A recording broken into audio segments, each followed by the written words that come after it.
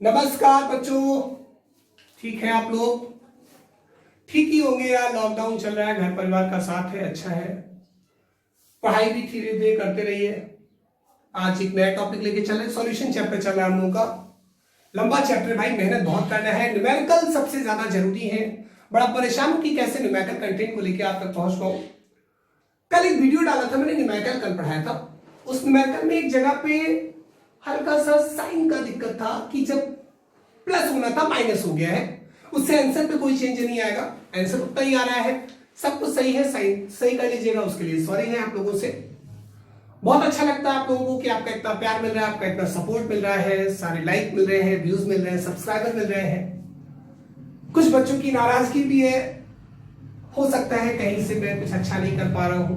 उन बच्चों तक भी पहुंचने की कोशिश करूंगा, पूरी कोशिश करूंगा कि कुछ बेहतर करूं और अच्छा करूं। रिसोर्सेज बहुत कम है बेटे, जितना मुझसे हो पा रहा है मैं अपना 100% देने की कोशिश कर रहा हूं। एक पहले भी बता चुका हूं, हर वीडियो में बोल देता हूं कि यार एक वीडियो फॉर्म करने के लिए मुझे बहुत मेहनत करनी पड़ती, 3 से 4 घंटे मुझे काम करना पड़ता है। सारे सेटअप बनाओ, मोबाइल कहीं रखो, ऐसे फंसाओ वैसे फंसाओ, वीडियो शूट हो जाए, बच्चों तक पहुंचाइए, फिर उसको कंप्रेस करवाइए, क्या क्या है गाँव है, फिर वो कंप्रेस करने के बाद जब उसको अपलोड करने चलिए, बड़ा सारा काम झाम है। जिन बच्चों की नाराजगी है उनसे भी हाथ जोड़ के सॉरी है। आप कोई भी शायद गलती हुई हो तो उसके लिए सॉरी कीजिएगा। आगे से वीडियो को देखते रहिए, आपके जो भी सजेशंस होंगे वो मुझे बेहतर ही बनाएंगे। आइए अगले टॉपिक पे चलते हैं। The topic is vapour pressure. The most important topic of the chapter is vapour pressure. ठीक है, तो वेपर प्रेशर के कॉन्सेप्ट में चलने से पहले सीख लिए थोड़ा सा एक बेसिक टॉपिक, जिसको हम लोग कहते थे इवापोरेशन। इवापोरेशन क्या है? कि ये हमारा कंटेनर है, ठीक। कंटेनर में लिक्विड है,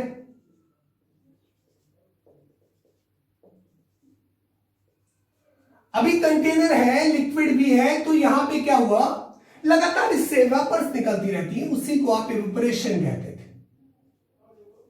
continuous process, evaporation is the continuous phenomena. किसी पर्टिकुलर टेम्परेचर देने की जरूरत नहीं है, टेम्परेचर दे दोगे तो इवेपोरेशन बढ़ जाएगा।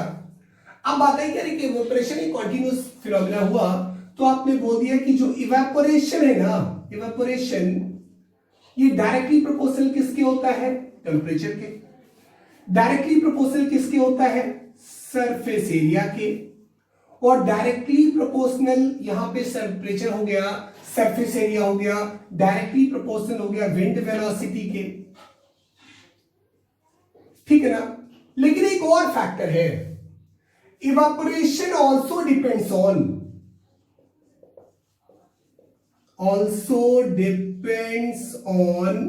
किसके ऊपर डिपेंड करेगा बच्चे? Evaporation also depends on intermolecular force of attraction, ठीक है ना।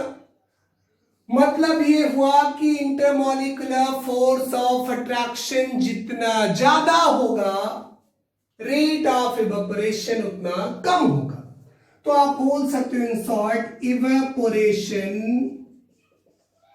Inversely proportional to intermolecular force of attraction, ठीक है।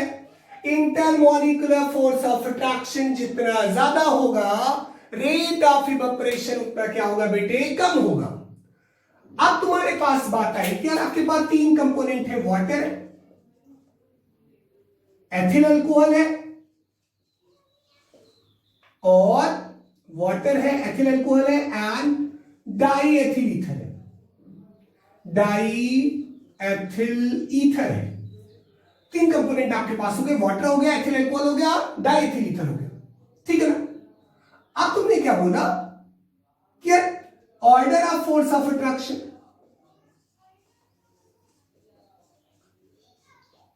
सबसे ज्यादा किसमें होगा? वाटर में होगा। फिर किसमें होगा? एथिल अल्कोहल C2H5OH में होगा। फिर किसमें होगा? डाइएथिल ईथर C2H5OC2H5 में होगा। सबसे ज्यादा फोर्स ऑफ अट्रैक्शन वाटर में होगा, उससे कम किसमें होगा? एथिल अल्कोहल में होगा, और सबसे कम किस में हो जाएगा, डाइएथिल ईथर में। इसका मतलब क्या हुआ, देयरफॉर ऑर्डर ऑफ इवेपोरेशन क्या हुआ, ऑर्डर ऑफ इवेपोरेशन। तो इवेपोरेशन सबसे ज्यादा C2H5O C2H5 में, बोले तो डाइथिल ईथर में, उससे कम C2H5OH में, बोले तो एथिल अल्कोहल में, और सबसे कम किसमें बेटा, वाटर में। सबसे ज्यादा फोर्स ऑफ अट्रैक्शन वाटर में था, तो सबसे कम इवेपोरेशन किसमें, वो वाटर में। किसके कंपैरेटिवली, अल्कोहल और डाइथिल ईथर के। अब यार वेपर प्रेशर तक पहुंचने से पहले ये टॉपिक जरूरी था, बहुत जरूरी था। क्या चलो इसको तो सीखे। यहां से एक बात सीखने को मिल रही है, अगर हमारा लिक्विड जो है वो पोलर है तो उसका rate of evaporation non polar के कंपैरेटिवली कम होगा। आपके सामने है, देख लो। वाटर पोलर है, फोर्स ऑफ अट्रैक्शन ज्यादा है, इवेपोरेशन कम है। एथिल अल्कोहल की पोलैरिटी वाटर की कंपैरेटिवली क्या है, कम है। यहां पे रेट ऑफ इवेपोरेशन ज्यादा हुआ, डाइथिल ईथर में और कम है, सबसे ज्यादा हो गया। इसको भी आप ध्यान रखोगे, कोई दिक्कत नहीं यहां तक। अभी तुम्हारे पास जब इतनी बातें आ गई, तुमने इसको भी फोकस कर लिया, देन आफ्टर हमें फिर से बात करनी है कि चलो इवेपोरेशन तो सीख ही रहे थे। हाँ, यहां पे एक और बात बोल दूं चलते चलते, एक वर्ड बड़ा यूज होगा, वोलाटाइल। बच्चे, वोलाटाइल का मतलब होता है which have tendency to vaporise, जिसके पास वेपोराइज होने की टेंडेंसी है, जो वेपर में कन्वर्ट हो सकता है, वो वोलाटाइल है। जो नहीं कन्वर्ट हो पाएगा वो नॉन वोलाटाइल है। हाँ, तो बात चल रही थी किस पे, इवेपोरेशन पे। पानी उड़ रहा है, पानी उड़ रहा है, उड़ते हुए पानी को रोकना है, कंटेनर को क्लोज कर दिया। अब क्या होगा, वेपर तो बनेगी ही, लेकिन वेपर जाके कंटेनर की वॉल से जहां पे आपने क्लोज कर रखा स्ट्राइक करेगी।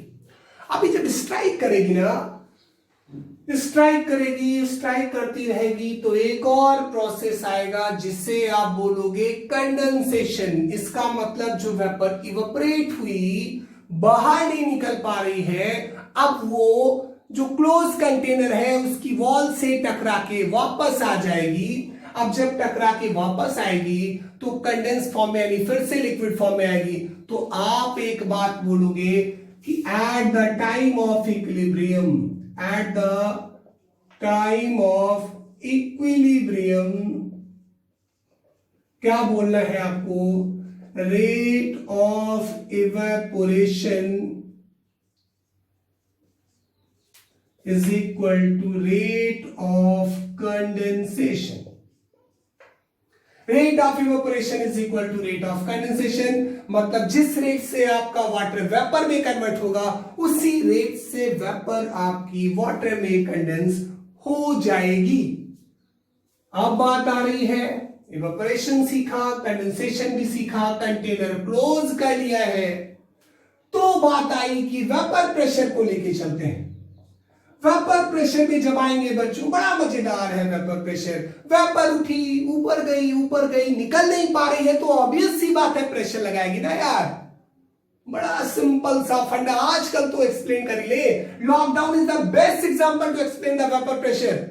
बच्चे घर में नहीं जाएंगे तो घर में, बाहर नहीं जा पा रहे हैं तो घर में ही तो शैतानी करेंगे ना, कुछ ना कुछ तो प्रेशर एक्सर्ट करेंगे। गार्जियन भी परेशान है, कब लॉकडाउन खत्म होगा, अरे जाए, बहुत परेशान कर रखा है भाई।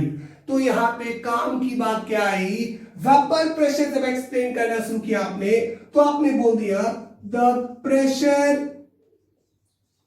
Pressure exerted by vapor on the liquid surface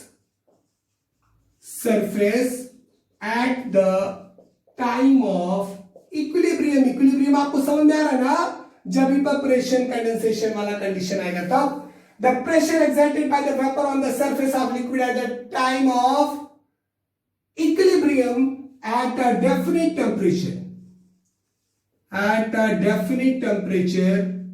is known as vapor pressure।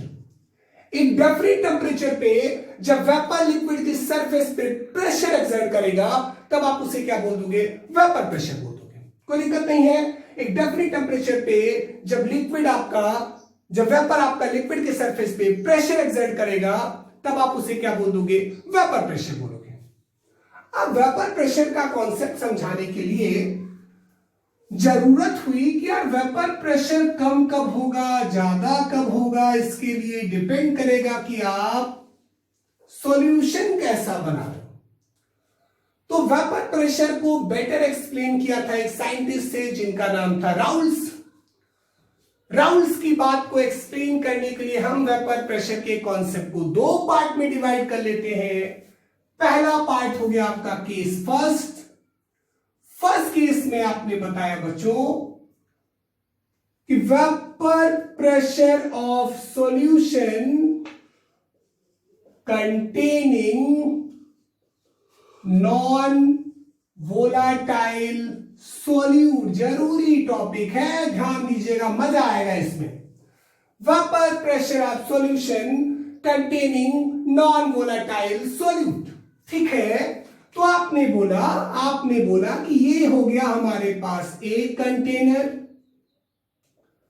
Water यहां पे रखा, प्योर सॉल्वेंट रखा, प्योर सॉल्वेंट, ये कंटेनर क्लोज है, वेपर बनना स्टार्ट हो गई। बात समझ में आ रही है ना बच्चों? ध्यान दिए रहना भाई, मन कहीं और ना लगे, ठीक है ना। ये वेपर बनना स्टार्ट हुई लिक्विड के सरफेस से, ये आपका प्योर सॉल्वेंट है। अब मैं क्या कर रहा हूं, अब मैं इसमें ऐड करता हूं नॉन वोलाटाइल सोल्यूट। अब मैं इसमें ऐड करता हूं नॉन वोलाटाइल सोल्यूट। अच्छा, नॉन वोलाटाइल सोल्यूट ऐड कर दिया, पानी भरा है, पानी भरा हुआ है भाई, सोल्यूट आपके नॉन वोलाटाइल है, नॉन वोलाटाइल सोल्यूट आ गया। बात समझ में आती है ना? नॉन वोलाटाइल सोल्यूट आ गया तो ऐसी कंडीशन पे फिर से वेपर तो बनेगी ही, लेकिन नंबर उसके कुछ कम हो रहे हैं, यानी कि वेपर बनने का चांस कम हुआ। बिकॉज ऑफ रीजन ये हुआ कि जब नॉन वोलाटाइल सोल्यूट आया, when a non volatile solute added to the volatile solvent, in this condition that non volatile solute occupied the surface area of solvent। इसका मतलब ये हुआ कि आपके वोलाटाइल सॉल्वेंट की सरफेस एरिया मिनिमाइज कर गई। और पहले बता चुका हूं कि सरफेस एरिया मिनिमाइज कर जाएगी तो इवेपोरेशन होने का चांस क्या हो जाएगा? डिक्रीज करेगा। बात समझ में आ रही होगी। आपने बोला कि when a non volatile solute added to the volatile solvent, then vapor pressure decrease। जब किसी नॉन वोलाटाइल सोल्यूट को वोलाटाइल सॉल्वेंट में ऐड करेंगे, then vapour pressure decrease. It is because of solute particle occupied the surface area of volatile solvent। It is because of solute particle occupied the surface area of volatile solvent, due to which surface area of वोलाटाइल सॉल्वेंट क्या करेगा? Decrease करेगा। Due to which surface area of volatile solvent decrease, hence rate of evaporation भी क्या होगा बेटे? Decrease, and therefore vapour pressure decrease. बात समझ में आई? जब नॉन वोलाटाइल सोल्यूट को वोलाटाइल सॉल्वेंट में ऐड कर रहे थे, तो नॉन वोलाटाइल सॉल्यूट सॉल्वेंट की सरफेस एरिया को मिनिमाइज करता है, सरफेस एरिया घटेगी तो ऑब्वियस सी बात है इवेपोरेशन रेट कम होगा, इवेपोरेशन रेट कम होगा तो वेपर प्रेशर भी डिक्रीज करेगी। कोई दिक्कत नहीं है, पक्का ना? अब ये पक्का है तो आओ एक और बात सीख ले भाई। अब यहां पे बात आई उस बड़े आदमी की बात करते जिसने इस पूरे कॉन्सेप्ट को एक्सप्लेन किया था, जिसका नाम था राउल्ट नाम था। तो राउल्ट के अकॉर्डिंग आपने क्या बोला? अब आप बोलते हो, आप बोलोगे यहां पे hence according to Raoult's law. देखते जाओ भाई, कुछ अभी सिमिलरिटी कहीं से मिलेगी, आपको हेनरी लॉ याद आना शुरू हो जाएगा। आपने बोल दिया हेंस अकॉर्डिंग टू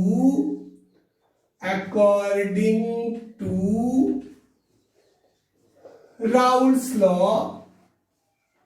क्या बात आ रही है? राउल्ट्स के लॉज है, एक और आएगा अभी जब मैं लिक्विड लिक्विड मिलाऊंगा। Hence according to Raoult's law, for a solution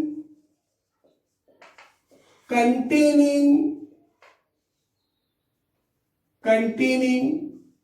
non-volatile solute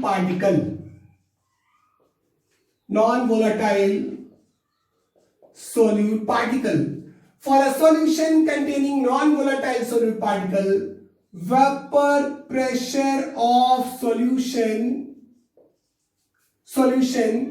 is directly proportional to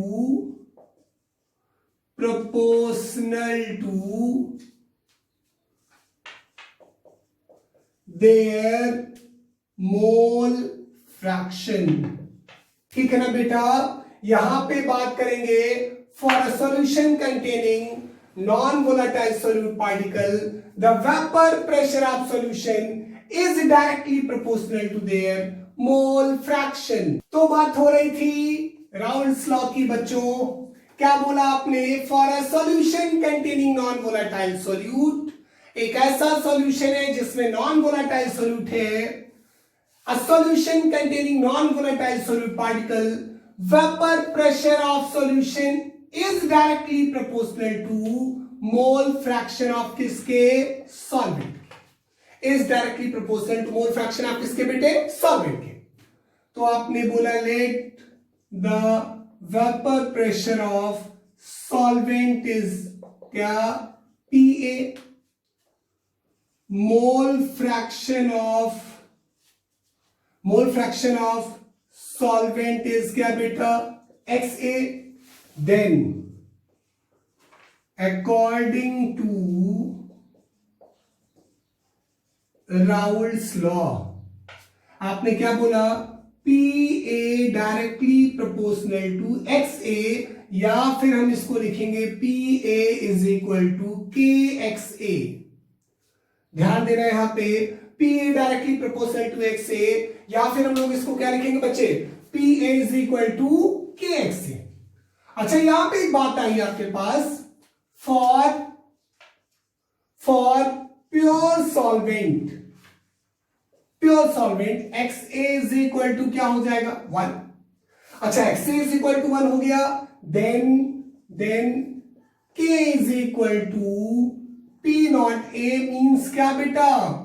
vapour pressure of pure solvent. Vapour pressure of pure solvent A के बराबर हो जाएगा। अब हम लोग यहां पे रखेंगे क्या? इसलिए PA is equal to P naught A XA। PA is equal to P naught A क्या बेटा? PA is equal to P naught A क्या? XA, जहां पे P क्या हो गया? वेपर प्रेशर ऑफ सॉल्वेंट है। P naught A क्या हो गया? Vapour pressure of pure solvent है, जब उसमें कुछ नहीं मिला है, सोल्यूट नहीं मिलाया गया। और XA क्या हो गया? मोल फ्रैक्शन ऑफ सॉल्वेंट हो गया। कोई दिक्कत तो नहीं यहाँ पे? पक्का है ना? यहाँ पे भी कभी कभी किताबों में और हर जगह पे डायरेक्टली प्रोपोर्शनल को डायरेक्ट उठा के P naught A रख देते हैं। आप रख सकते हो, कोई बहुत इश्यू नहीं, लेकिन आप थोड़ा अपडेट करके चलो कि पहले हम XA को क्या कंसीडर किए? 1, then after K is equal to किसके बराबर हो गया? P naught A के बराबर हो गया। अब आपने बोल दिया PA is equal to P naught A XA। तो भैया P A is equal to P naught X से हुआ। देन आफ्टर हम लोग क्या बात करेंगे कि कह सकते हैं this equation is similar to y is equal to mx। इसका मतलब अगर आप वेपर प्रेशर और मोल फ्रैक्शन में ग्राफ प्लॉट करोगे, XA में ग्राफ प्लॉट करोगे, तो आपको कुछ ऐसा मिलेगा। XA और PA का आपने ग्राफ प्लॉट कर दिया, कुछ ऐसा आपको मिलेगा जहां पे ये लाइन आपकी स्ट्रेट लाइन है, स्ट्रेट लाइन आपके पास हुई, ये किसको बता रही, P नॉट A को, ठीक है ना। तो यहां पे आपने बोल दिया स्लोप आपके पास हो गया, slope of line is equal to tan theta is equal to P naught A। कोई दिक्कत तो नहीं है। इसका मतलब हुआ कि राउल्स लॉ सिर्फ और सिर्फ वोलाटाइल कंपोनेंट के ऊपर एप्लीकेबल हो रहा है। ये आपके पास एक रिलेशन बना जब आपके पास सोल्यूट कैसा है बेटे, नॉन वोलाटाइल है। सोल्यूट कैसा हो गया आपके पास, नॉन वोलाटाइल। ऐसी कंडीशन पे आपको फॉर्मूला क्या मिला, P is equal to P naught A X A. ठीक, ये तो पहली बात थी जब आपके पास सोल्यूट कैसा था, जब आपके पास सोल्यूट नॉन वोलाटाइल था। अब हम लोग केस 2 पे बात करेंगे कल की वीडियो में, पार्ट 2 में, जब हमारे पास तो लिक्विड कंपोनेंट होंगे, वोलेटाइल कंपोनेंट होंगे, उस कंडीशन पे राउल्स लॉ क्या होगा, हम लोग इसको अपने पार्ट 2 में देखेंगे। तब तक के लिए बच्चों आप पढ़ते रहिए, खूब एंजॉय करिए, मस्त रहिए, खूब एनर्जी के साथ खाइए पीजिए, फैमिली के साथ एंजॉय करिए, ढेर सारी पढ़ाई करिए। हम फिर आपको कल मिलेंगे इसी के साथ। और मैंने आपको पहले बोल रखा है सारे बच्चों से कि अगर हमसे कोई गलती होती है तो प्लीज आप हमें कमेंट बॉक्स में सजेस्ट करिए। आपका सजेशन बेहतर फ्यूचर के लिए जरूरी है। Thank you.